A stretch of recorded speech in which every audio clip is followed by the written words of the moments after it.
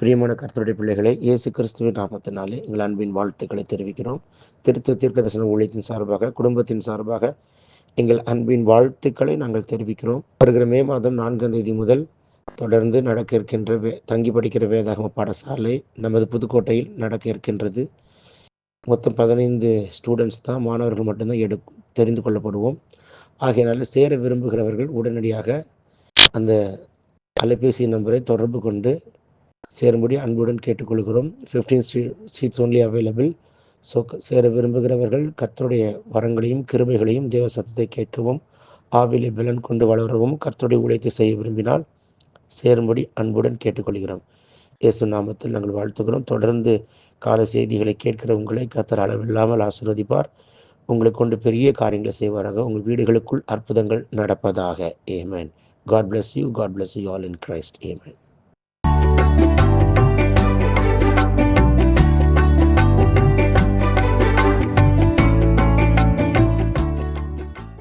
எப்படி இருக்கீங்க? யாவரும் இயேசு நாமத்தில் வாழ்த்துகிறேன். இன்றைக்கு ஆண்டவர் தருகிற தீர்க்கதரிசன வார்த்தை ஆதியா புஸ்தகம் 28:15. நான் உன்னோட இருந்து, Genesis chapter 28:15. நான் உன்னோட இருந்து நீ போகிற இடத்திலெல்லாம் உன்னை காத்து இந்த தேசத்துக்கு உன்னை திரும்பி வர பண்ணுவேன். நான் உனக்கு சொன்னதை செய்யும் மூலம் உன்னை கைவிடுவதில்லை என்றார். வாக்கு தத்தம் பண்ணினவர் கர்த்தர், வாக்கு தத்தத்தை பெற்றுக்கொண்டவர் யாக்கோபு. நான் கேட்கிறேன், இந்த வாக்கு தத்தத்தை பெற்றுக்கொள்வதற்கு யாக்கோபு தகுதி உள்ளவரா?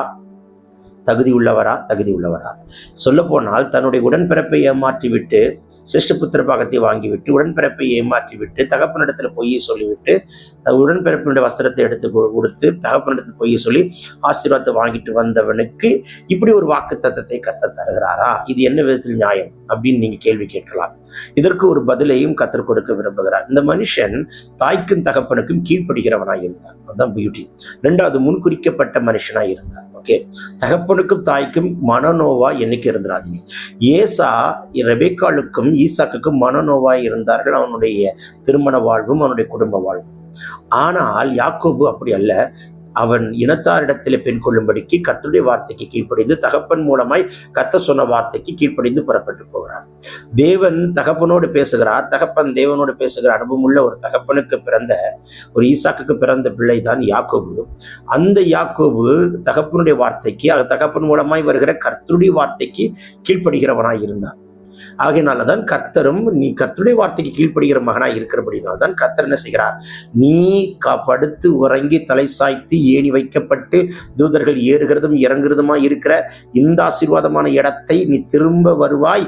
நீ மட்டும் தனியா போற, இப்ப தனியா வரமாட்ட, சேனையாய் வருவாய், குடும்பமாய் வருவாய், மக்கனாயமாய் வருவாய். கர்த்தர் உன்னை மகிமையாய் கொண்டு வருவார். இன்றைக்கு தனியாய் இருக்கிறேன், தனியா இருக்குன்னு சொல்றீங்களா?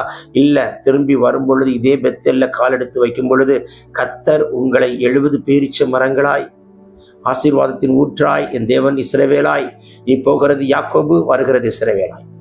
எவ்வளவு பெரிய ஆசீர்வாதமான காரியம். நீ போகிறது ஒரு சாதாரண யாக்கோபு, ஆனா நீ திரும்பி வருகிறது இஸ்ரவேலாய் கர்த்தர் மாற்றி கொண்டு வருகிறார். சொல்லும் பொழுது பரலோகம் திறக்கப்படுகிறது. இயேசுவின் வல்லமுள்ள கரம் தொடுகிறதை பார்க்கிறேன். கர்த்தருடைய பிள்ளை, உன்னோடு தான் கர்த்தர் பேசிக் கொண்டிருக்கிறார். உன்னோடு கர்த்தர் முகமுகமாய் பேசிக் கொண்டிருக்கிறார். மகனே, எப்படி கர்த்தர் அழகாய் நடத்துகிறார் பாருங்கள். நீ கால் மிதித்ததிலே திரும்ப வருவாய். திரும்ப வரும் பொழுது நீ யாக்கோபாய் வர மாட்டாய். உன்னை உடைத்து புடமிட்டு உருவாக்கப்பட்டு உன்னை இஸ்ரவேலனாய் மாற்றிதான் நான் கொண்டு வருவேன்.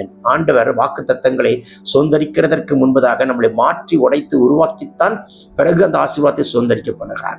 உடனே அதை சுதந்திரிக்க பண்ணிட்டார்னா அந்த ஆசீர்வாதத்தினுடைய மகிமை மேன்மை நமக்கு தெரியாது. அதே சமயத்துல அதை துச்சமாய் அசட்டியா எண்ணி அந்த ஆசீர்வாதத்தை துளைத்து போடுவோம். தேவன் அந்த ஆசீர்வாதங்களை துளைத்து போடாதபடிக்கு கர்த்தர் காப்பாராக. சொல்லும் பொழுது பரலோகம் திறக்கப்படுகிறது. மகனே, மகளே, கர்த்தருடைய கரம் உங்களை தொடுகிறது. வியாதி நீங்கி கொண்டிருக்கிறது, பலவீனம் மாறிக்கொண்டிருக்கிறது, கட்டுகளை உடைத்து கொண்டிருக்கிறார். பிறந்த நாள் திருநாள் காண்கிறவர்களை கர்த்தர் தொட்டு ஆசீர்வதிக்கிறார். Take this prophetic word, receive it in Jesus' name. Amen, amen. God bless you. Have a blessed day.